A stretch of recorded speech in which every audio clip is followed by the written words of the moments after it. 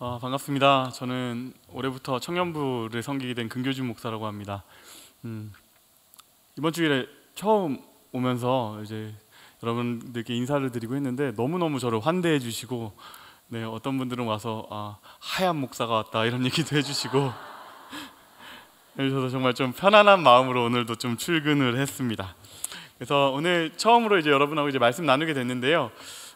말씀을 갑작스럽게 하게 되다 보니까 제가 주보를 이렇게 살펴봤어요. 그랬더니 삶의 문제에 답하는 수요 기도회라는 타이틀이 있더라고요. 그래서 내가 지금 삶의 문제에 답해야 되는구나 라고 생각이 들어서 오늘은 어쩔 수 없는 문제 앞에서라는 주제, 어쩔 수 없는 문제 앞에서라는 주제로 함께 말씀 나누고자 합니다.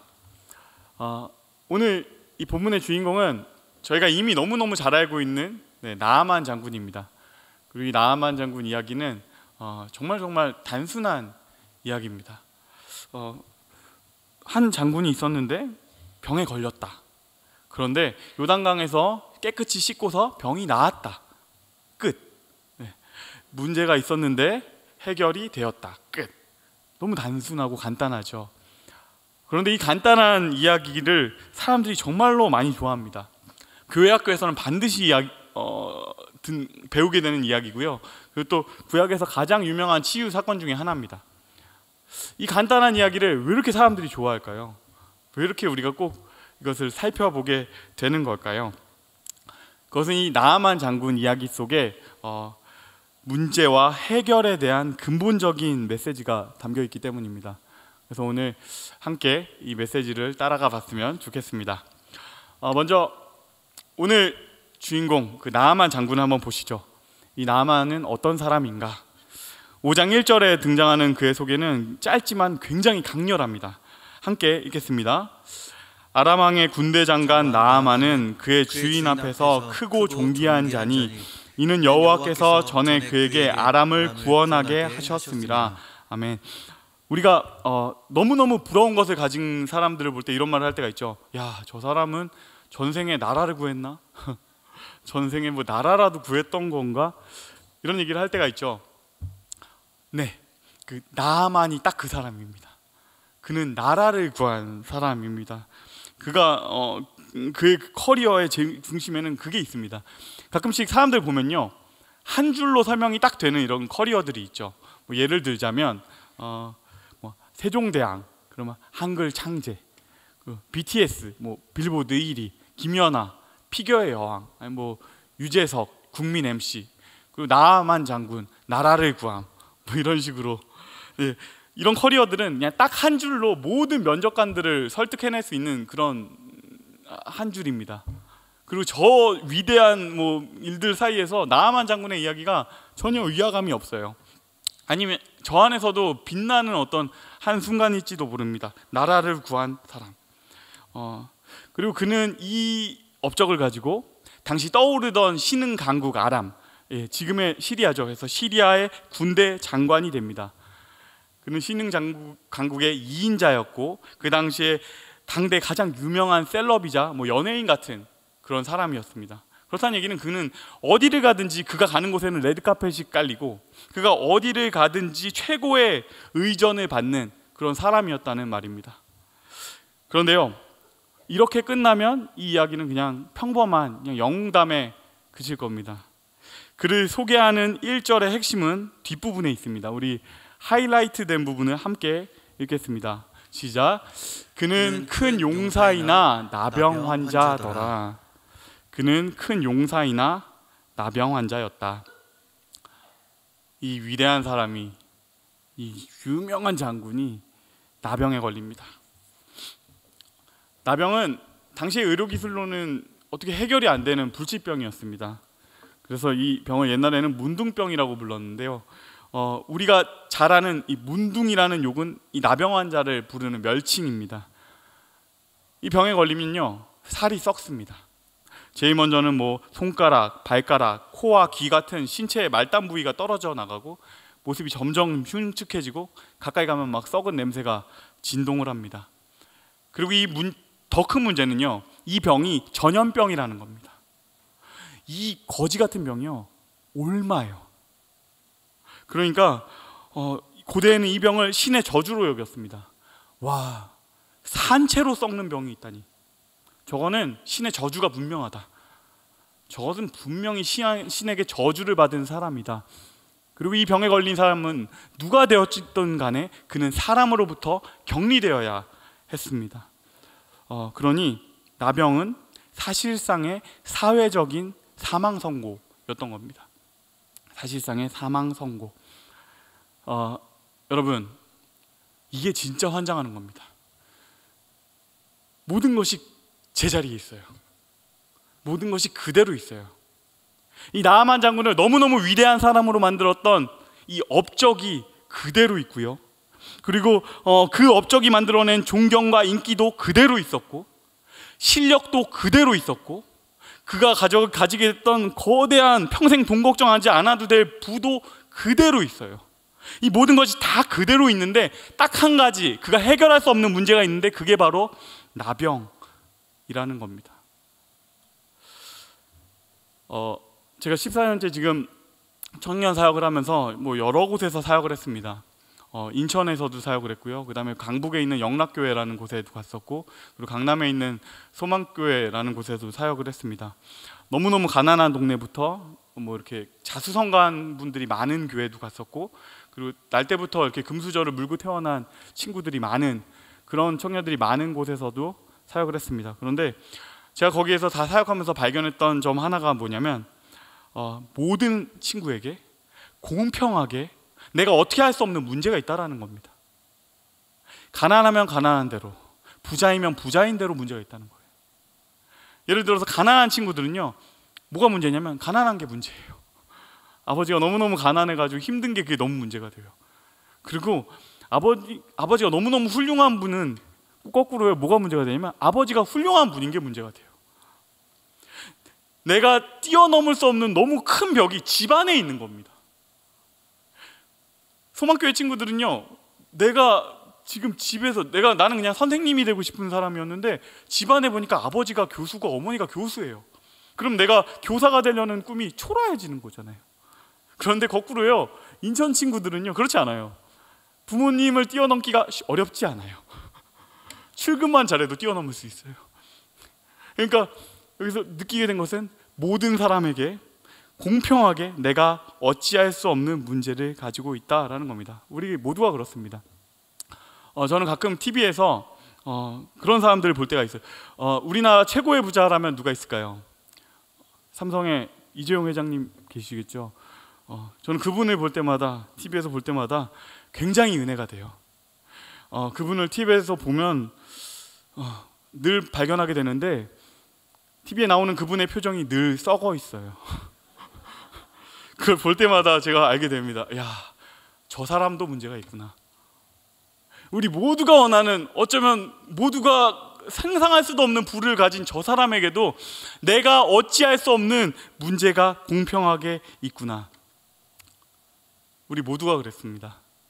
내가 어찌할 수 없는 문제, 내 아이의 문제, 건강의 문제, 배우자의 문제, 내가 어찌할 수 없는 문제들은 우리 모두에게 하나씩 있습니다. 그렇다는 얘기는 우리 모두가 나만이 되는 순간이 있다는 얘기입니다. 다시 성경으로 돌아갈게요. 나만이 이 문제로, 해결할 수 없는 병으로 고민하고 있는데 한 여종이 찾아옵니다. 그리고 이 꼬마가 이런 얘기를 해요. 장군님, 방법이 있습니다. 저의 조국 이스라엘에 가면 위대한 선지자 엘리사가 있습니다. 그가 못 고칠 병이 없습니다. 한번 가보시죠. 이 말을 들은 나아만이, 아 그래? 그런 얘기했다고? 우리 한번 가보자. 이렇게 반갑게 그랬을까요? 기쁘게 그랬을까요? 아니요. 나아만이 바보가 아닙니다. 나아만이 하루 이틀 별거 대단한 것들 안 본 사람이 없습니다. 막 많은 의사들 이미 만나봤을 거고요. 그 당대에 가장 유명하다는 선지자들도 분명히 주변에 깔려 있었고 그들도 다 만나봤을 겁니다. 그런데 자기 나름대로의 방법을 다 동원했는데, 그런데 방법이 없는 겁니다. 어떻게 해도 해결이 안 되는 겁니다.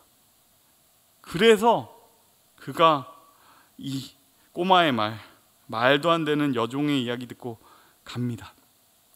지푸라기라도 잡는 심정으로 이스라엘로 이 총구석 엘리사를 만나러 갑니다. 왕에게 알리고 말과 병거를 이끌고 엘리사의 집 문 앞에 섰습니다. 위대한 시리아의 장군이 총구석 선지자의 집 앞에 와서 말합니다. 이리 오너라, 나아만이 왔다. 그리고 그 다음 단계가 시작됩니다. 엘리사가 어떻게 했을까요? 그가요, 쳐다도 안 봅니다. 9절 10절 말씀입니다. 나아만이 이에 말들과 병거를 거느리고 이르러 엘리사의 집 문에 서니 엘리사가 사자를 그에게 보내 이르되 너는 가서 요단강에 몸을 7번 씻으라. 엘리사가 나아만에게 말합니다. 씻고 와라. 그런데요, 이 얘기를요 나오지도 않고 방에서 합니다. 나아만은 당연히 엘리사가 맨발로 뛰어나오기를 기대했어요. 그런데 엘리사가 나와보지도 않고 종을 보내가지고 얘기하는 겁니다. 야, 너 가서 씻고 와라, 이러는 겁니다. 나아만은요 받아들일 수가 없어요. 내가 총구석 선지자 집에 왔는데, 나아만 장군이 왔는데 어떻게 감히 이럴 수가 있지? 지금 뭐 하는 거야 선지자? 지금 군사들도 제가 데리고 왔다는 겁니다. 지금 내 부하들도 다 데리고 왔는데 부하들 앞에서 지금 쪽주는 것도 아니고 뭐 하는 거야? 그냥 싹 쓸어버릴까? 이런 생각 들지 않았을까요? 그런데요, 엘리사가 대단합니다. 그가 흔들리지 않아요. 엘리사는 지금 이렇게 말합니다. 너 치료받으러 온 거 아니야? 너 나병 환자야. 너 문둥이야. 이 말을 하는 겁니다. 나아만은 지금 장군으로 왔는데 엘리사가 그를 환자로 대합니다. 이 장면 어떠세요? 저는 그렇게 생각해요. 아마 엘리사도 두려웠을 겁니다. 나아만 장군이 그의 말과 병거와 군사들 다 끌고 온 거를 알고 있어요. 그리고 나아만 장군을 이렇게 대한다는 것이 어떤 의미인지도 잘 알고 있어요. 그럼에도 불구하고 이렇게 합니다. 이건 뭘 의미합니까? 이건 엘리사가 아닙니다. 이것은 하나님이 그렇게 하시는 것입니다. 하나님이 일부러 그렇게 하세요. 하나님께서 그의 가장 예민한 부분을 건드립니다. 사람의 가장 예민한 부분, 이건 각자가 다 달라요. 어떤 사람은요, 막 억울하면 난리가 나고요.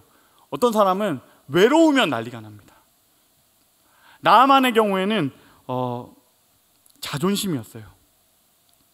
하나님이 그의 장군의 자존심을 건드립니다. 이거는 자기 힘으로 일어난 사람, 자수성가한 사람 특유의 자존심입니다. 내 평생 내 힘으로 살아왔다. 내 손으로 나의 삶을 이끌어 왔다. 내 힘으로 나는 해결하겠다. 이게 꽉 차 있는 사람입니다. 그런데 하나님께서 그럼 그에게 말씀하시는 거예요. 너는 문둥이다. 너는 나병 환자다. 우리도 똑같습니다. 사람들은 문제를 만나면 자기 나름의 방법으로 해결하려고 합니다. 작은 문제들은 뭐 그렇게도 해결이 됩니다. 그런데요, 내가 어찌할 수 없는 큰 문제들은 이게 안 됩니다. 특히 자기의 길을 성공적으로 만들어왔던 인생들, 자수성가한 사람들은 더더욱 이게 안 됩니다. 그는 자기의 성공적인 삶이, 자기의 성공을 가져왔던 이 능력이, 자기의 부가, 커리어가 우상이 되기 때문입니다. 자기의 성공적인 삶이, 자기의 성공을 가져온 능력이, 그 성공한 인생은 그 성공한 인생 자체가 자기의 우상이 됩니다. 그래서 하나님께서 아프게 건드리세요. 가장 아픈 곳을 찌르시는 겁니다. 그렇게 가면 안 되니까. 그렇게 가면 진짜 죽으니까 너 안 된다. 거기로 가면 안 된다. 그의 삶을 깨부시는 겁니다. 사랑하는 여러분, 내가 어찌할 수 없는 순간에는 하나님 찾아야 됩니다. 하나님, 제가 어떻게 할 수가 없습니다. 하나님, 안 되겠습니다. 항복해야 됩니다. 이것은 내가 해결할 수 없는 문제입니다. 하나님, 항복합니다. 도와주세요. 이것을 가르쳐 우리는 회개라고 합니다. 우리가 가진 커리어, 우리의 계급장 다 떼고 하나님 앞에 서도록 하나님께서 몰아붙이십니다. 그리고 그런 하나님을 못 이겨서 그가 회개하기 시작합니다. 나아만의 회개는 뭘까요? 그의 갑옷을 벗습니다. 나아만 장군이 빛나는 그의 투구를 벗자 머리카락이 다 빠지고 민머리만 남아있는 부끄러운 머리가 드러납니다. 장군이 그의 빛나는 갑옷을 벗자 썩어 들어가고 있는 그의 살이 드러납니다. 그가 그의 신발을 벗자 발가락이 다 잘려나가고 없는 그의 발이 드러납니다. 여러분, 이게 출발점입니다. 하나님 도와주셔야 됩니다. 내가 할 수가 없습니다. 하나님, 당신께서 도와주셔야 하는 문제입니다. 이 고백이 나올 때까지 하나님께서 당신과 싸울 것입니다. 하나님께서 우리 엿먹이려고 이러시는 거 아닙니다. 하나님께서 우리하고 싸우고 싶으셔서 그러시는 것도 아닙니다. 인정해라, 항복해라, 그래야 산다. 그래야 산다.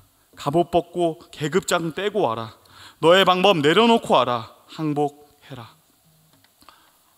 여러분, 우리가 우리의 계급장, 우리의 이름표, 우리의 직함들 다 떼어내고 나면 유일하게 남는 진실은 하나님이 필요한 한 명, 하나님이 오늘도 여전히 필요한 한 죄인, 우리에게 유일하게 남는 진실은 그거 하나 아닙니까? 하나님께서 말씀하십니다. 하나님 아니면 안 되는 한 사람으로 나아오라. 주변에 너무 아픈 분들, 큰 고난을 당하고 있는 분들을 보게 된다면요, 그분을 위해서 기도해 주세요. 그리고 그의 아픈 가운데에서요, 하나님의 절박함을 발견하시기 원해요. 하나님의 그의 옷을 벗기며 말씀하십니다. 내게로 와라. 내가 도와주겠다. 하나님의 이 도우심, 하나님의 이 사랑을 발견하고 하나님의 요청 앞에서 갑옷을 벗는 저와 여러분이 되시기를 주님의 이름으로 축원합니다. 이제 마지막 단계입니다. 나아만이 갑옷을 벗고 요단강으로 갑니다. 우리가 여기서 마지막으로 주목해야 할 것은 요단강입니다. 나아만의 문제가 해결되는 장소, 그게 바로 요단강이라는 점이 중요합니다. 요단강에 대해서요, 나아만이 이렇게 말합니다. 12절 말씀입니다. 다메섹강 아마나와 바르발은 이스라엘 모든 강물보다 낫지 아니하냐. 내가 거기서 몸을 씻으면 깨끗하게 되지 아니하랴 하고 몸을 돌려 분노하여 떠나니. 나아만 장군이 이렇게 말하는 데는 요단강의 특성이 있습니다. 우리가 뭐 그런 표현이 있죠. 요단강 건넌다는 표현이 있죠. 야, 나 요단강 건널 뻔했어. 나 죽을 뻔했어. 뭐 이런 표현들 때문에 우리는 그 요단강이 엄청난 곳이라고 상상하기 쉬운데 사실은요, 요단강이 굉장히 초라합니다. 그림을 한번 보여주시겠어요? 이거는 그 건기 때와 우기 때의 요단강의 폭을 보여주는 그림입니다. 보시면 아시겠지만 그렇게 큰 강이 아닙니다. 특별히 오늘 본문은 아마도 건기로 예상이 되는데, 건기 때 그 요단강의 폭은요 30m에 불과하고 깊이는 사람 몸이 다 잠기지도 않을 정도예요. 1m 정도.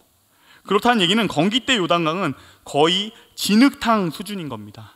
맑고 깨끗한 물이 아니라 진흙이 잔뜩 섞여 있는 똥물이에요. 이런 요단강의 모습을 알기 때문에 나아만 장군이 지금 저렇게 화를 내는 겁니다. 저기에서 무슨 문제가 해결되느냐는 거죠. 더 멋지고 더 깨끗하고 더 큰 강물이 얼마든지 있는데 왜 저길로 들어가려고 하는 거냐. 그런데요, 하나님께서 거기로 가라고 하십니다. 요단으로 가라. 그곳에서 7번을 씻으라. 1번, 2번 반복해서 씻어라. 저 초라한 곳에서 계속해서 씻어라. 저는 생각합니다. 나아만 장군에게 있어서 가장 어려운 전쟁터는 아마도 이 요단강이었을지도 모르겠어요. 그가 지금까지 평생을 동안 있었던 그 전쟁터는 적어도 전쟁의 상황을 알 수가 있었어요. 아, 내가 지금 이기고 있구나. 아, 내가 지금 지고 있구나. 아, 문제가 이거구나. 그런데요, 요단강에는 그런 게 없어요. 점점 나아지는 것이 눈에 확연히 보였다면 7번이 아니라 70번이라도 할 수 있겠죠. 그런데요, 그렇지가 않아요. 요단강은 6번의 실패를 경험하게 합니다. 요단강은 6번의 실패를 경험하게 합니다. 상상을 해보세요.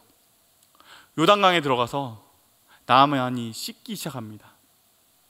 한 번의 실패, 아무것도 변하지 않았다. 2번의 실패, 아무것도 변하지 않았다. 3번의 실패, 어쩌면 바보짓을 하는 것 같다. 이 계속되는 실패를 경험하고 있을 때는 어쩌면 아무 일도 일어나지 않는 것 같습니다. 바보짓 하는 것 같고, 삽질하는 것 같고, 헛손질하는 것 같아요. 그런데 하나님께서 계속해서 이 실패하는 그 자리로 우리를 이끄십니다. 여러분, 이 요단강과 가장 비슷한 우리의 장소는 어디일까요? 그건 바로 일상입니다. 우리의 일상, 초라하고 별 대단치 않은 일상, 거기는 쉽게 은혜가 날아가 버리는 곳이고 지진하고 이렇게 승패도 잘 보이지 않는 전쟁터입니다. 그런데요, 하나님께서 그 초라한 일상으로 초청하시고 거기서 일하기 원하세요. 그곳에서 하나님께서 나아만의 굳어진 마음을 무너뜨리고 계셨습니다. 한 사람이 하나님께 항복하기까지, 한 사람이 변하기까지 얼마나 많은 시간이 필요한지 모릅니다. 하나님께서 요단강에서 또다시 씻고 있는 우리의 마음 속에서 일하십니다. 하나님이 잘 보이지도 않는 초라한 우리의 일상 속에서 또다시 도전하는 우리의 도전 속에서 우리의 신앙이 자란다는 것입니다. 우리 모두는 그렇습니다. 사람들은요, 사실은 어떤 대단한 황홀경 아니면 대단한 변화산상과 같은 그 순간에 인간이 변하기를 기대합니다. 그런데요, 다 아시다시피 그것은 시간이 지나면 사그라듭니다. 우리 모두 다 잘 알고 있지 않습니까? 우리가 무슨 사경회에서 어마어마한 은혜 받을 때가 있어요. 그럴 때는 막 모든 것이 다 변할 것 같았는데 집에 오면 또 안 그렇잖아요. 한 번의 은혜, 한 번의 특별한 순간으로 인생의 문제가 해결되지 않는다는 것을 우리가 이미 잘 알고 있습니다. 그렇기에 더더욱 이 초라한 일상이 아니면 안 되는 것입니다.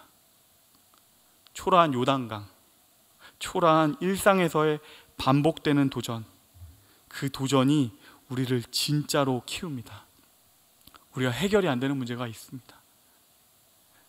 매번 반복되는 나의 죄의 문제, 매번 넘어지는 데서 또 넘어지는 그 문제, 너무 부끄럽고 내가 극복하고 싶지만 잘 극복되지 않는 그 문제, 목사인 저도 있고 우리 모두에게 있어요.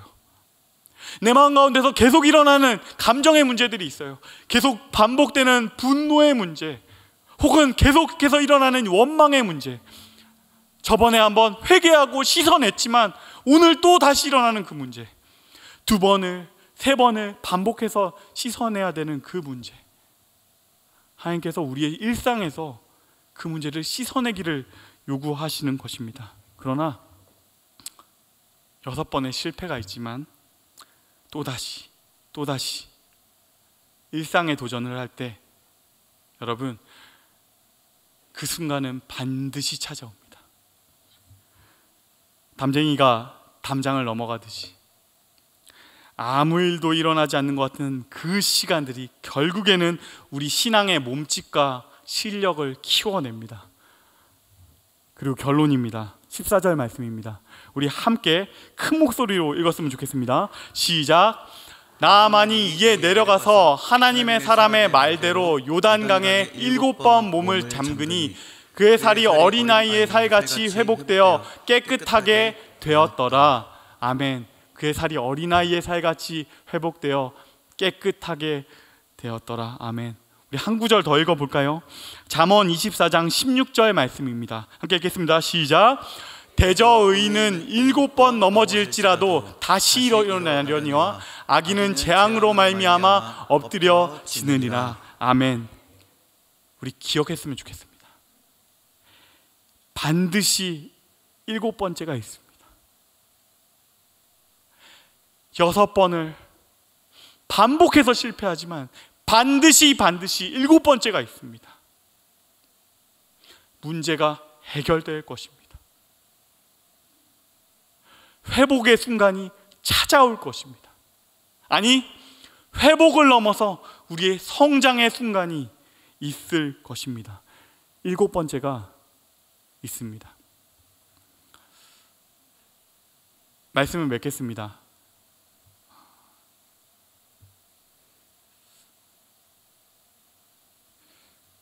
오늘 우리는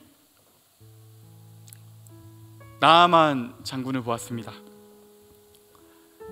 그의 문제와 해결의 과정을 보았고 그 가운데 일하시는 하나님의 모습을 보았습니다. 첫 번째 단계는 인정하고 항복하는 것이에요. 하나님, 제가 아무래도 안 되는 문제가 있습니다. 하나님, 꼭 도와주셔야겠습니다. 하나님 아니면 안 되겠습니다. 나의 능력, 나의 방법 다 내려놓고 하나님 도와주세요. 그 회개. 그리고 그 다음 단계는 우리의 일상에서 하나님께서 주시는 그 도전을 반복하는 것입니다. 넘어지고 다시 일어나고 넘어지면 또다시 일어나는 도전입니다. 그리고요, 그 도전을 통해서 하나님께서 일하실 것입니다. 우리가 다 알고 있어요. 요단 강이 나아만을 낫게 한 것이 아닙니다. 그 강물이 무슨 힘이 있겠어요? 하나님께서 일하시는 것입니다. 우리의 문제를 아시는 그분이 우리의 해결을 넘어서 우리를 성장시키고 우리의 신앙의 실력을 키워가실 것입니다. 그 놀라운 일상의 도전을 함께하는 저와 여러분이 되기를 주님의 이름으로 축원합니다.